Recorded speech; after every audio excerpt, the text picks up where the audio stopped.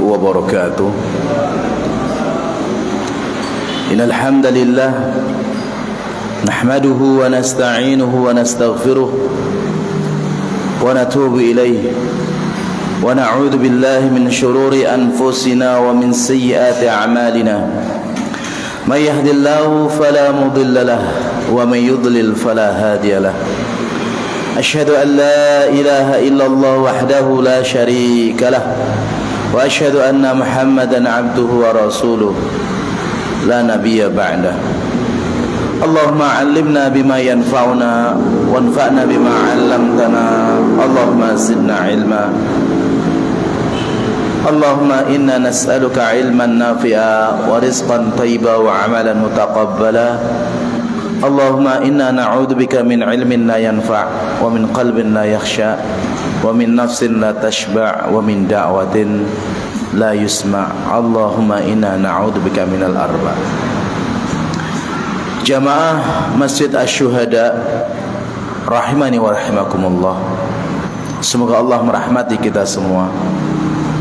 Alhamdulillah, kita bersyukur pada Allah Subhanahu wa taala atas nikmat yang Allah berikan kepada kita, sehingga hari demi hari kita bisa mengisi dengan ibadah, kita bisa mengisinya dengan ketaatan, yang mana akan kita bawa bekal tersebut, pahala dan ganjaran tersebut, tak kala kita melakukan perjalanan yang sangat panjang. Salawat dan salam semoga tercurahkan kepada Nabi kita yang mulia, Nabi Muhammad sallallahu alaihi wasallam, kepada keluarga beliau, sahabat-sahabat beliau, dan seluruh kaum muslimin yang senantiasa mengikuti beliau dengan baik sampai hari kiamat. Jamaah sekalian rahimani wa rahimakumullah. Dalam kehidupan kita ini tidak lepas dengan yang namanya safar. Baik ini safar yang wajib, yang sunnah, ataupun yang mubah, bepergian.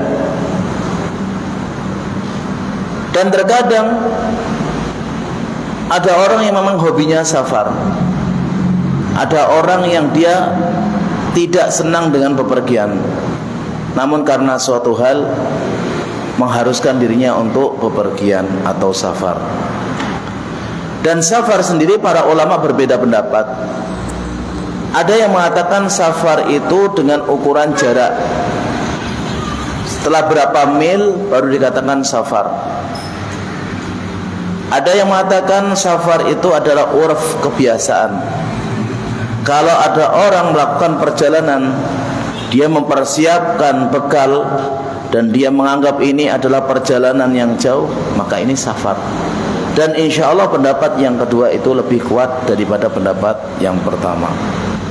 Oleh karena itu, di momen yang semacam ini, dan ini adalah waktu-waktu yang orang mulai mendekati liburan, baik itu nanti safar pulang kembali ke rumahnya, atau safar dalam kondisi atau keadaan berwisata atau yang lainnya, maka kita mempelajari pada pertemuan kali ini tentang adab-adab safar, agar kita mendapatkan pahala di sisi Allah Subhanahu wa taala, ya, dengan safar yang kita kerjakan ini. Maka hendaknya seorang yang mau bersafar, dia melakukan beberapa hal berikut ini. Yang pertama, dia berniat dengan niat yang baik dan meminta kepada Allah Subhanahu wa taala pilihan di dalam safarnya. Istikharah. Idza nawas safar ay yastakhirallaha fi safari hada. Kalau memang sudah berniat untuk safar, maka dia meminta pilihan kepada Allah dalam safarnya ini. Bagaimana caranya? Dengan sholat 2 rakaat selain salat yang diwajibkan. Kemudian dia meminta kepada Allah dengan doa istikharah sebelum orang itu mau safar. Apa doanya? Allahumma inni astakhiruka bi'ilmika wa astaqdiruka biqudratika wa as'aluka min fadlikal azim fa innaka taqdiru wa la aqdiru wa ta'lamu wa la a'lamu wa anta 'allamul ghuyub. Allahumma in kunta ta'lamu anna hadzal amra khairun li fi dini wa ma'ashi wa aqibati amri aw qala ajili amri wa ajili faqdurhu li wa yassirhu li summa barik li fi. Ini doa apa? Istikharah. Jadi orang kalau mau safar hendaknya dia istikharah, meminta kepada Allah pilihan, apakah safarnya ini safar yang baik atau safar yang tidak baik. Maka dia meminta kepada Allah, ya Allah, sesungguhnya aku meminta pilihan kepadamu dengan ilmumu, dan aku meminta takdir kepadamu dengan kemampuanmu, dan aku memohon kepadamu dari keutamaanmu yang agung. Maka sesungguhnya engkau yang menakdirkan dan aku tidak mampu, dan engkau mengetahui dan aku tidak mengetahui, dan engkau mengetahui perkara-perkara yang gaib. Ya Allah, jika engkau mengetahui bahwasannya perkara ini baik bagiku, untuk agamaku, kehidupanku, dan akhirnya nanti, ya, atau baik untuk urusanku di dunia dan di akhirat, maka takdirkanlah ini untukku dan mudahkanlah untukku, kemudian berkahi perjalananku. Jadi doa istikharah ini bukan doa hanya memilih pasangan, memilih calon, tapi sesuatu hal yang kita tidak mengetahui ilmunya boleh istikharah, atau dua hal atau tiga hal. Meskipun cuma satu hal, ya, saya mau safar apa tidak, ini boleh dia istikharah. Dan ini yang dicontohkan oleh Rasulullah SAW. Kalau orang sudah istikharah, maka nanti dimudahkan oleh Allah Subhanahu wa Ta'ala dalam urusannya, dalam perkaranya, dan dalam apa yang akan dia nanti hadapi. Ini jamaah, banyak di antara kita itu safar asal safar, ya. Makanya pahala yang didapat nanti sedikit. Berbeda dengan orang yang meniatkan safarnya lillah, kemudian meminta kepada Allah dan menunjukkan kita ini lemah, kita tidak mengetahui apa yang terjadi nantinya. Yang pertama. Yang kedua, an yatuba ilallah min kulli ma'siyatin amilaha. Hendaknya seorang yang melakukan safar bertobat kepada Allah Subhanahu wa Ta'ala dari setiap maksiat yang pernah dikerjakan. Bagaimana tobatnya? Istighfar, meminta ampun kepada Allah dari seluruh dosa yang dia kerjakan dengan dia mengakuinya. Karena kita nggak tahu safar kita ini nanti akhirnya bagaimana, kita nggak tahu. Berapa banyak orang yang dia tidak pernah keluar dari daerahnya, dari kampungnya atau dari rumahnya, sekali keluar ternyata meninggal di perjalanan, baik itu masih di dalam kendaraan ataupun keluar dari kendaraan. Maka kalau kita sudah bertobat kepada Allah, mengakui dosa-dosa kita, dan kita berharap kepada Allah, tobat ini, pengakuan ini yang akan menghapuskan dosa-dosa kita dan yang akan memudahkan urusan kita nanti kelak di akhirat.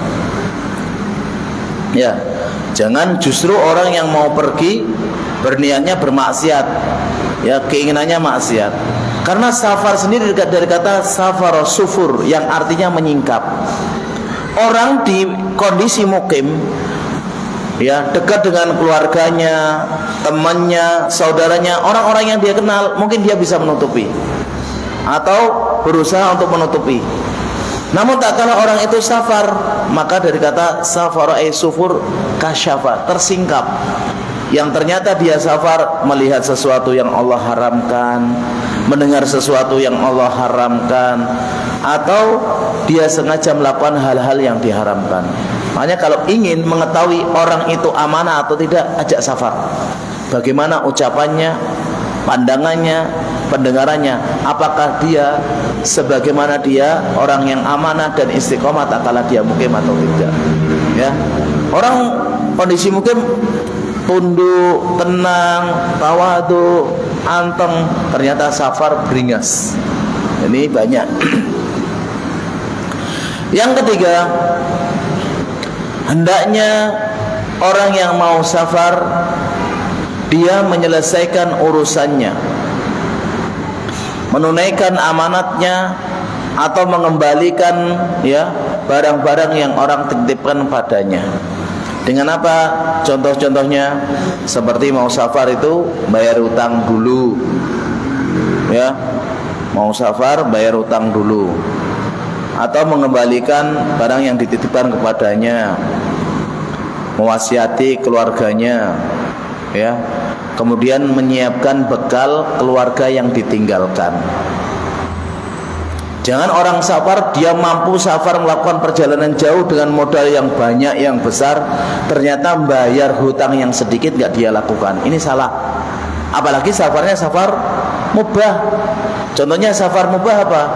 Safar yang dia ingin tahu di suatu tempat gitu aja, mubah. Atau safar jual beli, mubah. Kalau safarnya umroh yang kedua, ketiga, sunnah. Kalau safarnya haji, wajib.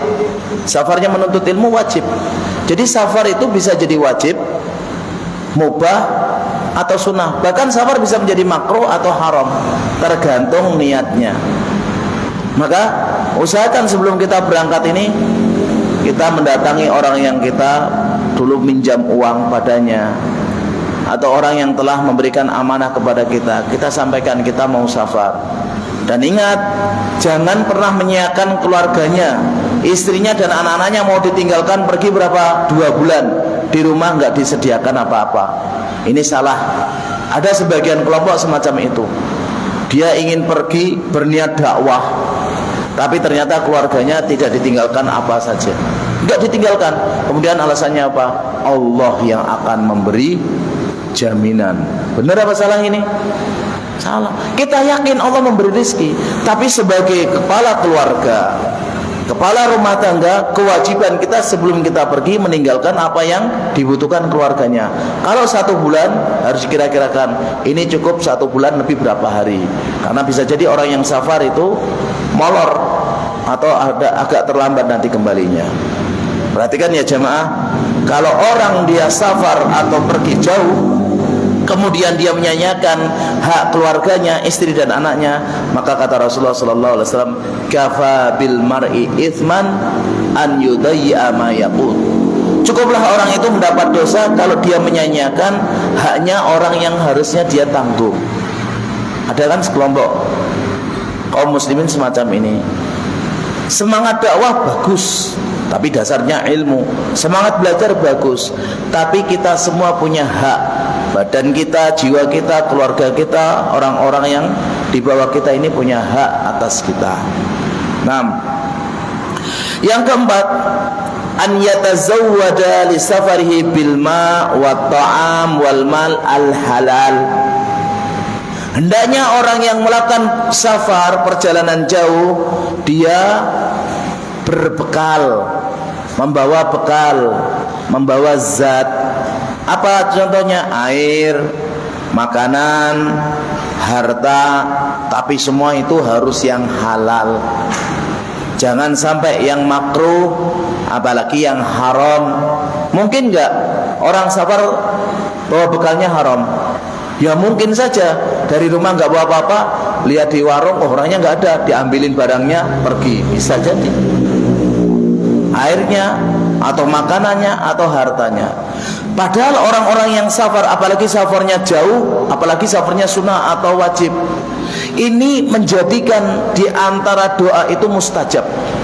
Sebagaimana Rasulullah SAW ceritakan, yutilu, ya, safar, orang yang panjang safarnya, aghbara, kemudian kepalanya berdebu, kakinya berdebu, kemudian menyeru kepada Allah, ya Rabbi, ya Rabbi. Ini termasuk di antara doa itu mustajab. Tapi ingat, kata Rasulullah, Ya, kalau to'amu haram, makanannya haram, wa masyrabu haram, minumannya haram, wa hudiya bil haram, dan dikenyangkan dengan yang haram, wa malbasu haram, dan pakainya haram, fa inna yustajabulah, yang harusnya itu dikabulkan maka tidak jadi dikabulkan. Ya, maka harus berbekal sesuatu yang haram, dan kita tidak boleh tanpa bekal. Sebagaimana orang-orang sufi atau orang-orang yang jahil mau safar, mana bekalnya? Allah, dan Allah yang akan memberikan rezeki. Ini salah. Dan saya ketemu beberapa kali. Pernah sekali ada orang Banyuwangi mau pergi ke Aceh waktu tahun 2005 atau 2004 lebih, ya. Itu setelah tsunami. Pak, mau kemana? Mau ke Aceh. Mau ngapain? Ya mau ke sana, mau melihat kondisi bekas tsunami. Ini bekal apa? Saya yakin Allah yang akan memberi rezeki. Karena datang di tempat kita sediakan makanan, ini rezeki dari Allah. Seperti gitu. Ternyata kukunya panjang-panjang dan hitam. Makan, astagfirullah, makan ini kok mau makan bareng-bareng, kita rasanya gimana? Ya. Ya, orang semacam ini keliru. Tawakal itu harus, tapi ikhtiar itu juga disyariatkan. Dan kita kalau tidak berbekal akhirnya menjadi menghinakan diri. Nanti minta-minta kepada orang, nanti ngemis kepada orang, merepotkan orang, dan ini bukan sifatnya seorang mukmin. Pengemis, pecundang, yang merendahkan diri, ini sifatnya orang-orang yang malas, orang-orang yang tidak dipuji, ya. Maka berbekal. Kalau dalam urusan dunia kita suruh berbekal, apalagi kalau kita perjalanan yang sangat panjang, dalam kondisi kita tidak beralas kaki, tidak dikhitan, dan kita tidak memakai pakaian, dan kita menanti satu persatu semuanya dihisab, ya, oleh Allah Subhanahu wa taala, kecuali yang dikecualikan, dan hisabnya detail satu persatu, tidak pernah disisakan, ya, meskipun hal yang itu kecil. Maka kita harus menyiapkan amal yang soleh, ibadah yang betul, ya, karena kita tidak tahu kapan kita meninggal dan bagaimana kesudahan diri kita ini. Yang kelima, disunahkan orang yang safar kalau dia mampu untuk mencari teman, rekan yang saleh agar menemani safarnya dia dan meringankan bebannya dia, dan juga membantunya tak kala dia, ya, membutuhkan uluran tangan atau kita yang butuh uluran tangan. Jadi saling membantu. Karena apa? Kita tidak tahu apa yang terjadi di jalan. Mungkin bekal kita habis, atau dicuri orang, atau kendaraan mogok, atau yang lain. Dan Rasulullah SAW dalam hadis yang sahih diriwayatkan dari Al-Imam Bukhari, beliau mengatakan, "Lau ya'lamun nas ma fil wahdah ma a'lam." Andaikan manusia itu tahu kalau safar sendirian sebagaimana yang aku tahu, masara raqibun bilailin wahdah, tentunya manusia itu tidak akan safar di malam hari sendirian. Karena safar itu qit'atun minal azab, potongan daripada musibah, ya. Dan yang menggoda orang yang safar itu setan, nafsu, dan terkadang orang-orang yang sama-sama safar. Maka kita butuh teman yang baik, dan temannya itu kalau bisa itu 3, ya. Temannya kalau bisa 3, karena Rasulullah mengatakan apa, ya, ar-raqibu syaitan, orang yang mengendarai kendaraan sendirian itu seperti setan. War-raqibani syaitanani, dan 2 orang itu masih kayak seperti setan. Wasalasatu rabbun, sedangkan yang 3 itu rombongan. Maksudnya apa? Kalau orang sendirian itu gampang dipengaruhi setan, bahkan gampang terjerumus dengan godaan setan. Demikian berdua.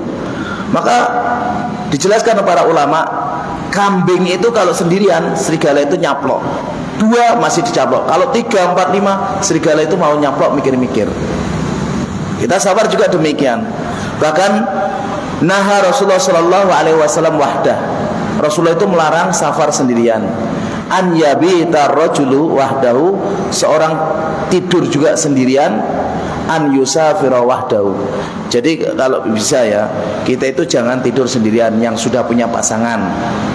Dan kita juga jangan safar sendirian ya, kalau kita dimudahkan untuk punya rekan atau teman dalam safar. Kenapa tidur sendirian? Bahaya. Apalagi zaman sekarang pakai HP. Tidur sendirian nggak jadi tidur, tidurnya menjelang subuh, nggak tahu main game, nggak tahu nonton apa. Ya. Yang keenam, yustahabbu lil musafirin idza kanu salasa fa akthar an yu'ammiru ahadahum alaihim. Kalau kita mampu safarnya 3 orang atau lebih, maka kita diperintahkan mengangkat 1 orang menjadi amir, menjadi pemimpin safar. Misalnya naik mobil 1 rombongan, baik itu supirnya atau yang dekat supir atau yang punya kebutuhan, dia jadi amirnya. Maksudnya apa? Yang ngatur. Ini nanti kita berhenti di sana ya. Habis ini nanti kita ke sana. Ini namanya amir. Selama memerintahkan yang baik kita taati, ya. Dan ini disunahkan oleh Rasulullah sallallahu alaihi wasallam untuk mengangkat seorang jadi amir. Kata Rasulullah sallallahu alaihi wasallam, "Idza kharaja salasatun fi safar." Apabila ada 3 orang keluar untuk safar, falyu'ammiru ahadahum, maka hendaknya salah seorang di antara mereka menjadi amir atau pemimpin. Perhatikan jemaah, pemimpin dalam setiap rombongan atau kelompok itu penting. Dan ini menjadikan suatu kelompok atau rombongan itu menjadi tertib dan teratur. Sholat, mau orang 3, 30, 300 atau 3000, ada imamnya, jadi tenang. Allahu Akbar, langsung takbir semua, tenang. Tapi walaupun cuma 3 biji, nggak ada imamnya, sholat sendiri nggak tenang. Demikian negara. Kalau negara ini dipimpin dengan orang-orang yang zalim, orang-orang yang fasik, jahil, ini lebih ringan daripada suatu negara tanpa pemimpin. Ini perhatikan ya, kita ini jangan mudah terhasut oleh suatu pemikiran. Nggak usah pemimpin, nggak apa-apa, salah. Pemimpin yang jelek, yang zalim itu jauh lebih baik daripada suatu negara tanpa pemimpin. Pasti akan kocar-kacir. Masih ingat tahun 98? Masih ingat? Yang masih ingat? Lihat, pemimpin mau dilengsarkan dalam kondisi gonjang-ganjing. Toko-toko dirusak, bangunan dirusak, ini dirusak. Ini padahal pemimpin belum lengser, mau dilengsarkan. Makanya kalau kita tidak memiliki ilmu dalam masalah semacam itu, lebih baik kita diam, bertanya kepada ahli ilmi. Maka disunahkan oleh Rasulullah SAW 3 orang lebih untuk mengangkat salah seorang untuk menjadi amir. Dan namanya pemimpin itu ditaati. Tapi pemimpin bukan jiwanya seperti bos, seperti majikan. Pemimpin itu harus berjiwa bijaksana, mengarahkan, memotivasi, dan mengoreksi. Sedangkan bawahan itu jiwanya taat, loyal, patuh, dan juga memberikan masukan yang baik kepada pemimpin. Kalau ini kita amalkan, maka kehidupan kita menjadi kehidupan yang baik, ya. Yang ketujuh, disunahkan safar itu di tengah siang, tengah hari, atau di malam hari. Kalau harinya memilih, kalau bisa tidak terburu-buru, pilih safar hari Kamis. Kenapa di tengah hari atau di siang hari? Maksudnya di tengah hari itu bukan di tengah hari, apa di awal hari? Maksudnya di pagi-pagi hari atau di malam hari? Kenapa? Karena kalau pagi kita safar, kata Rasulullah SAW, Allahumma barik li ummati fi bukuriha. Ya Allah, berkahilah umatku di pagi-pagi harinya.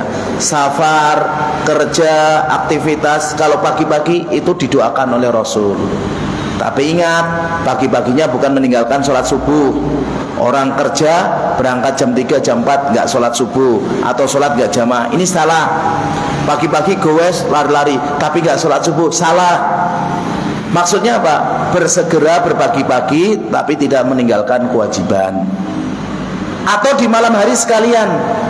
Kenapa? Kalau malam hari ini bumi itu dilipat, jaraknya terasa pendek, ya. Maka Rasulullah mengatakan alaikum biduljah, hendaknya kalian itu kalau safar itu malam hari. Fa innal arda tutwa bil lail, karena kalau malam hari bumi itu dilipat, perjalanan lebih pendek. Buktikan kalau nggak percaya, perjalanan sini Jakarta siang hari sama sini Jakarta malam hari, rasanya enak di malam hari, ya. Nah, kalau bisa untuk harinya hari Kamis itu bagus, karena Nabi Shallallahu Alaihi Wasallam tidak pernah keluar atau safar kecuali beliau memilih hari Kamis, ya, Yaumal Khamis. Dan kalau beliau dalam kondisi puasa, sahabat-sahabat kondisi puasa boleh berbuka, karena puasanya Senin Kamis, puasa sunnah. Jangankan Senin Kamis, puasa Ramadan pun, ya, kalau dalam kondisi puasa, ya, itu dia tidak mengambil rukhsah, maka dibolehkan untuk tidak berpuasa. Dan para imam-imam kita, mereka kalau Ramadan itu mereka nggak pada puasa safar. Tapi kalau mereka mendapati puasa Arafah, ya, mereka justru puasa. Ya, kenapa? Karena Ramadan itu ada ayatnya dan bisa diganti hari lain. Kalau Arafah mau diganti hari apa? Bisa dalam setahun berapa kali? Sekali, dan nggak bisa dikodok. Kalau Ramadan bisa dikodok, ya. Yang hari Kamis tadi sahih hadisnya, diriwayatkan Imam Bukhari. Kemudian bagi orang yang hendak safar, adabnya yang ke-8, hendaknya dia berwasiat kepada keluarganya, kerabatnya, teman-teman dekatnya, ya, sebagaimana Rasulullah Shallallahu Alaihi Wasallam ajarkan, istauda'allahu dinak wa amanatak wa khawatim a'malik a'malak, wa khawatim a'malika. Aku serahkan kepada Allah agamamu, amanahmu, dan akhir amalmu. Maka kita disunahkan, ya, orang yang safar itu mendoakan, berpamitan, dan orang yang dipamiti juga mendoakan. Kalau mau bentuk wasiat juga dibolehkan wasiat, ya, wasiat, ya, kalau kita mau safar nanti melakukan ini dan itu. Ini termasuk sunnah salafun saleh. Dan kita justru safar itu diem-diem. Ini biasanya kalau ada orang tinggal di suatu tempat safar diem-diem, ini mungkin ada masalah, nggak bayar utang ataupun yang lain, ya. Kemudian kalau kita mengendari kendaraan, baik itu kendaraan pribadi atau kendaraan umum, baik itu kendaraan zaman kuno seperti hewan tunggangan ataupun becak, ataupun zaman ini pakai mesin, maka disunahkan untuk doa. Biasanya anak-anak itu berdoa, orang tuanya lupa, sibuk mikirkan mau berangkat, lupa doa. Anaknya doa. Apa doanya? Subhanalladzi sakhkhara lana hadza wa ma kunna lahu muqrinin wa inna ila rabbina lamunqalibun. Kemudian ditambahi, Allahumma ya Allah, inna nas'aluka fi safarina hadzal birra wat taqwa. Sesungguhnya kami meminta kepadamu safar kami ini menjadi safar yang baik, yang membawa ketakwaan. Wa minal amali ma tarda, dan menjadikan amalan yang engkau ridhai. Allahumma hawwin alaina safarana hadza. Ya Allah, mudahkan bagi kami safar kita ini. Wa tu'anna bu'dahu, jadikan jaraknya yang jauh itu, ya, menjadi dekat, terlipat. Allahumma ya Allah, antas sahibu fi safar, engkau adalah teman di dalam safar. Wal khalifatu fil ahl, dan engkau yang menanggung bagi keluarga yang ditinggalkan. Allahumma ya Allah, inni a'udzubika min wa'tha'is safar, sesungguhnya aku berlindung kepadamu dari susahnya safar. Wa kabadil mandor, dan buruknya pemandangan. Wa su'il munqalib fil mali wal ahl, dan buruknya yang terjadi pada harta dan keluarga. Siapa yang nggak pernah doa ini? Jawabannya banyak. Tapi kalau siapa yang pernah doa ini, 1, 2. Siapa yang belum pernah doa ini? 1 orang. Siapa yang sudah doa ini? Nggak ada yang jawab. Jadi semuanya nggak ada. Ya. Dan yang ke-10 ini banyak orang nggak tahu, padahal ini mudah diucapkan. Apa? Disunahkan orang yang safar itu, ya adabnya, kalau perjalanannya itu naik, ya menanjak, maka disunahkan membaca apa? Takbir, Allahu Akbar, Allahu Akbar. Nanti kalau perjalanannya turun, maka disunahkan tasbih, subhanallah, subhanallah. Orang muslim kalau tahu ada pada safar, jadi safarnya diisi dengan kenikmatan, ya, ini doa, ini doa, ini doa, maka ini dikatakan sebagai orang-orang yang banyak zikirnya. Dasarnya hadisnya Jabir bin Abdullah radhiyallahu anhuma, beliau menceritakan, kunna idza sa'idna kabbarna wa idza nazzalna sabbahna. Hadis sahih riwayat Imam Bukhari. Kita ini para sahabat, kalau kita melakukan perjalanan itu agak menanjak jalannya, maka kita bertakbir, Allahu Akbar, Allahu Akbar, Allahu Akbar. Dan kalau jalannya itu turun, maka kita bertasbih, subhanallah, subhanallah, subhanallah. Bukan seperti orang-orang yang jahil, naik, turun, aduh. Termasuk ke safar yang salah itu diisi dengan nyanyian, jogetan. Banyak ini pariwisata bis, ataupun orang mau berwisata, dari awal dia naik kendaraan sampai turun itu lagu full, ya. Padahal malaikat rahmat itu tidak mau menyertai orang yang safar dalam kondisi membawa anjing, dalam kondisi membawa lonceng, apalagi nyanyian, apalagi joget-joget. Makanya jangan heran, ya, kalau Allah nanti murka kepada orang-orang yang semacam itu. Jadi kalau kendaraan mogok, kemudian nanti di tempat wisatanya ada tsunami atau ada gempa atau yang lain, ini disebabkan dosa-dosa kita yang kita ini sering nggak nyadari, ya. Padahal kenikmatan melihat lautan, gunung, pemandangan yang lain, itu Allah yang memberikan pandangan mata kita dan yang lain. Tapi kita seringnya manusia ini lalai, tidak mensyukuri nikmat Allah, justru mempergunakan untuk sesuatu yang maksiat. Yang ke-7, ya, dianjurkan bagi orang yang safar itu kalau jauh. Yang berapa ini? Ke-11. Yang ke-11, dianjurkan orang yang perjalanan jauh itu untuk istirahat di tengah perjalanan, ya, dianjurkan untuk istirahat di tengah perjalanan.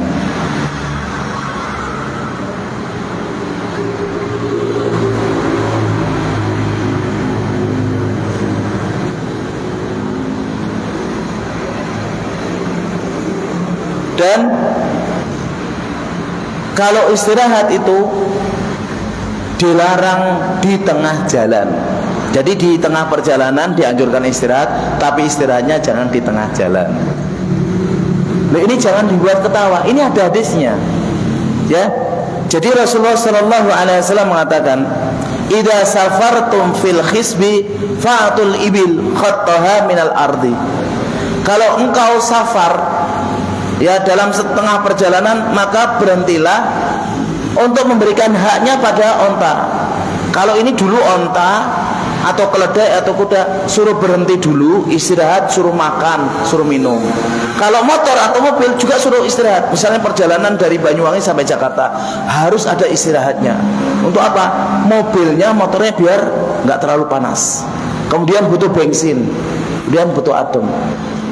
Makhluk hidup seperti binatang itu butuh istirahat. Ternyata benda-benda mati, jelaskan para ulama, pun butuh istirahat. Jangan terus saja. Nanti kalau terus saja bisa rusak. Dan kalau istirahatnya tidak boleh di tengah jalan. Maksudnya apa? Ya kita harus minggir, harus menjauh. Di zaman dulu kata Rasulullah sallallahu alaihi wasallam, ya wa idza arastum bil laili fajtanibu tariq. Kalau kalian istirahatnya di tengah malam, jauhi jalan, agak menjauh. Fa innaha ma'wal hawam bil laili. Karena tengah jalan ini tempat lalu lalangnya binatang-binatang yang berbahaya. Nah, kalau kita di tengah jalan duer gitu ya, kalau zaman ini ya harus minggir, cari tempat yang bagus ya, nggak mengganggu orang lewat dan kita sendiri nggak terkena ya. Ini yang kadang orang tidak mengamalkan. Yang ke-12, jangan biarkan safar kita tanpa doa. Kita hendaknya mengisi doa-doa yang kita inginkan. Yang mau ingin anak yang soleh-soleha, yang menginginkan haji dan umroh, yang menginginkan bisa istiqomah, paham dalam belajar bahasa Arab, belajar tahsin, belajar yang lain, bisa membaca kitab, menghafal Al-Quran dan yang lain. Itu doa ada dalam safar. Karena kalau orang dalam safar dia doa, maka doanya mustajab. Apalagi dalam kondisi safar, dia diantara adzan iqamah tambah mustajab. Apalagi waktu itu hujan deras, tambah mustajab. Apalagi bisa digebuki orang, tambah mustajab. Apalagi ini doanya orang tua untuk anak-anaknya, tambah lagi mustajab. Jadi kalau terkumpul semuanya itu mustajab dan yakin itu pasti diterima. Rasulullah sallallahu alaihi wasallam mengatakan salasun da'awatin atau salasu da'awatin mustajabat, 3 ya doa yang pasti dikabulkan, la syakka fihina, dan kita nggak boleh ragu pada 3 hal itu. Apa yang pertama? Da'watul walid, doanya orang tua untuk anaknya, untuk keluarganya. Wa da'watul musafir, doanya orang yang safar. Wa da'watul madlum, dan doanya orang yang didolimi. Jadi kalau kita safar didolimi orang, kemudian pas hujan, kemudian di antara adzan iqamah, itu doa sebanyak-banyaknya. Ya Allah, jadikan aku sebagai hambamu yang gak pernah berhenti doa. Jadikan aku sebagai hambamu yang senantiasa memperbaiki amalan. Dan jadikan aku sebagai hambamu yang saleh, yang salehah, dan semakin hari mendekati kematian semakin baik amalannya. Ini orang jarang berdoa semacam itu. Rata-rata ya Allah tambahkan mobil yang baru, ya Allah berikan rumah yang megah. Itu banyak doa tentang masalah dunia. Boleh, boleh. Tapi mbok ya jangan lupa masalah urusan akhirat. Ya Allah mudahkanlah urusanku nanti di padang mahsyar, beratkan timbangan amal solehku, ringankan hisabku, mudahkan masuk surga. Ini kalau orang-orang dahulu nggak ada pikiran dunia. Kita ini dalam kondisi sholat pun masih mintanya kadang dunia. Ya, ini jamaah jangan ditinggalkan. Jadi dari awal dia safar sampai tempat yang dia tuju ini mustajab. Apalagi kalau Ramadan, tambah lagi puasa. Itu sudah terkumpul berapa coba? Kalau sudah 5 terkumpul, yakin nggak diterima? 1 aja harus yakin, apalagi sampai 5 terkumpul.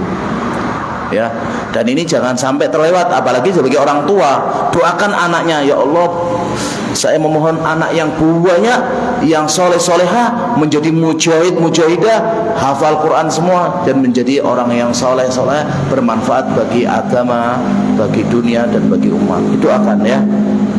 Setelah itu nanti istrinya setiap tahun melahirkan. Alhamdulillah.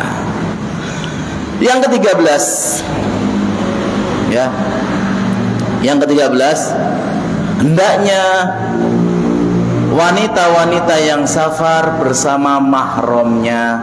Jangan safar sendirian, meskipun itu safarnya safar haji ya, meskipun itu safarnya safar haji, safar yang wajib, atau umroh, safar yang mubah, maka disunahkan untuk wanita bersama mahram. Karena Rasulullah SAW mengatakan, la tusafirul mar'atu illa ma'adhi mahramin. Wanita itu tidak boleh safar kecuali dengan mahramnya. Kalau wanita safar tanpa mahram, maka dia menyelisih dari perintah Rasulullah SAW, dan safarnya ini dianggap safar maksiat, meskipun itu haji, meskipun itu umroh. Tapi yang jadi muskilah sekarang ya, yang jadi muskilah sekarang, banyak orang kena syubhat. Apa syubhatnya? Loh Pak Ustadz, Bukannya zaman dulu itu kan nggak aman, zaman sekarang kan aman. Dia berangkat dari rumah itu ada teman-temannya, kemudian naik mobil aman, naik pesawat aman, turun pesawat aman. Maka kita katakan, kalau kita di bulan Ramadan, kita seandainya kita berbuka, itu hukumnya apa? Boleh kan? Bukankah sekarang orang keluar rumah, dia dijemput oleh mobil, kemudian dia naik bandara dengan pesawat yang bagus, turun dari bandara naik mobil lagi, kemudian dia tinggal di hotel yang mewah. Boleh nggak dia tetap berbuka? Boleh. Kenapa? Karena rukhsah ini boleh sampai hari kiamat, dan Allah tidak lalai. Wa ma kana rabbuka nasiyah. Allah tidak lupa dalam masalah semacam ini. Maka sama saja orang yang safar tanpa mahram ini, mau kondisi aman nggak aman, tetap saja ini dia melakukan suatu kemaksiatan. Lah bagaimana kalau seandainya Kemenak minta kepada kerajaan Saudi, ya raja, ini kita minta untuk orang Indonesia safar tanpa mahram dibolehkan, dan ternyata yang wanita-wanita Indonesia mau umroh atau haji tanpa mahram tidak dipertanyakan, tidak dipermasalahkan. Ini musibah, dan mudah-mudahan tidak terjadi kedepannya. Minta, wahai raja, kalau dari orang Indonesia nggak nutup aurat nggak apa-apa, naudzubillah nanti. Ini kejahilan, ya, ini kebodohan. Tidak boleh yang semacam ini. Kalau sudah ada dalilnya harus kita ngikuti dalil. Yang ke-14, kalau memang sudah selesai dari safarnya, dari kebutuhannya, hajatnya, maka hendaknya kita segera kembali. Jangan nunda-nunda kita kembali, karena di rumah ada orang-orang yang menanti kita. Ya, Rasulullah SAW mengatakan dalam hadis yang sahih riwayat Imam Bukhari, as-safaru qit'atun minal adzab. Safar ini potongan dari azab. Yamna'u ahadukum ta'amahu wa syarabahu wa naumahu. Yang kalian ini tercegah makan, minum, dan tidurnya. Fa idza qada nahmatahu, kalau memang sudah selesai urusannya, falyu'ajjil ila ahlihi, hendaknya segera kembali ke keluarganya. Jangan justru malah ngalor ngidul nggak jelas. Ya. Dan kalau kembali disunahkan untuk menghabarkan. Maka yang ke-15 disunahkan kita untuk menghabarkan kepada keluarga kita bahwasanya kita mau pulang. Dan kalau bisa jangan pulang malam hari kecuali kabar itu sudah sampai ke keluarga, terutama yang sudah punya istri. Hendaknya biar istri nanti berrias dengan baik. Yang nomor 16, disunahkan bagi orang yang pulang dari safar untuk pergi ke masjid melakukan sholat 2 rakaat, dan ini jarang dilakukan oleh kita kaum muslimin, ya.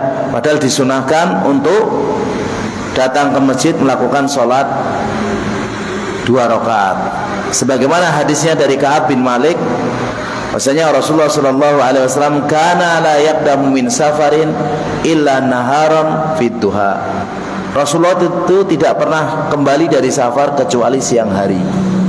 Fa idza qadima, kalau beliau sudah datang, enggak langsung ke rumah dulu, bada'a bil masjid, beliau masuk masjid dulu, fa shalla fihi rakaatain, salat 2 rakaat, summa jalasa fihi, kemudian duduk, baru beliau pulang ke rumahnya. Tapi memang rumah Nabi dengan masjid sampingan. Kalau rumah jenengan dengan masjid, rumahnya di sini, masjidnya misalnya di Solo sana, ya enggak sholat dulu, enggak masalah. Dan yang terakhir, disunahkan bagi orang yang safar, baik kita safar mau menuju ke keluarga, yaitu orang tua atau saudara, atau kita kembali, disunahkan membawa oleh-oleh, membawa hadiah. Tapi bagi orang yang mukim jangan naki-naki olehnya. Dari safar ya? Mana oleh-olehnya? Dari umroh ya? Mana oleh-oleh? Jangan. Dikasih alhamdulillah, enggak dikasih jangan ngarep-ngarep, ya. Ini kita disunahkan, ya. Ya anak-anak, ya saya pribadi menjelaskan kepada anak-anak, ini kalian kan nanti pulang ke daerah masing-masing, coba bawa oleh-oleh masing-masing, saling tukar. Kalau seandainya kalian nggak pernah pergi keluar daerah sana, setidaknya tahu, oh ini makanannya, oh ini rasanya. Jadi jangan jadi orang itu taunya cuma daerahnya ngeludak terus, ya. Saya punya teman itu TK, SD, SMP, kuliah di tempatnya itu terus dan nggak pernah tahu keluar. Lah ini kalau ngomong keluar itu bingung dia. Di luar kayak apa gitu. Padahal zaman sekarang itu kan mudah, ya. Dan Allah memerintahkan kita ini untuk saling ta'aruf, saling mengenal. Dan mengenal itu nggak harus kita mendatangi tempatnya, nggak harus kita pergi ke sana. Seandainya kita di sini tapi bisa merasakan itu juga termasuk ta'aruf, mengenal satu dengan yang lain. Kemudian kemarin ada pertanyaan yang belum saya jawab. Pertanyaannya, apakah seorang yang dia futur dalam kajian, males atau yang lain, itu hendaknya dijenguk atau bagaimana? Iya. Kalau seandainya ada di antara kita yang dulunya rajin ngaji, rajin sholat, kemudian beberapa kali tidak kelihatan padahal tidak sakit, tidak dalam kondisi safar, tidak dalam kondisi yang lain, maka dia futur semacam ini datangi, diberi motivasi. Ya akhi, ya mas, ayo sholat lagi, ayo kita belajar lagi. Apa yang bikin futur? Biasanya yang bikin futur terlalu semangat, berlebih-lebihan, over. Ada orang belajar bahasa Arab, wah semangat, asik ya. Kemudian ikuti yang hari ini, ikuti hari ini, diikuti Senin, Selasa, Rabu, Kamis, Jumat, Sabtu, Ahad. Wah ngikuti sebulan, 2 bulan, lama-lama nggak kuat, nggak pernah ngikuti, blas, hilang. Ini salah. Ya. Inna dina yusrun, agama kita itu gampang. Dan tidak ada yang berlebihan kecuali pasti kalah. Maka dalam masalah ibadah itu tengah-tengah saja. Nggak usah lebay, tapi juga nggak usah alay. Nggak usah berlebihan, nggak usah meremehkan. Jadi sholat 5 waktu bagus, tambahi sholat rawatib bagus. Jangan sholat terus, ternyata nanti bikin malas. Ya, kajian juga demikian. Kalau dia sempatnya kajian sepekan cuma 2 kali, 3 kali, ya sudah. Jangan nanti kajian pagi, siang, sore, malam, pagi, siang, sore, malam, pagi, siang, sore, malam. Habis itu nggak pernah kajian sampai berbulan-bulan. Ini salah. Ya, maka ada yang teman-teman yang semacam itu datangi, dinasehati, dirangkul, diajak kembali. Karena kita ini adalah seperti satu jiwa, seperti satu bangunan. Kalau ada yang sakit, kita merasakan, dan kita ini saling menguatkan. Mungkin ada pertanyaan sebelum kita tutup dari jamaah sekalian tentang adab-adab safar.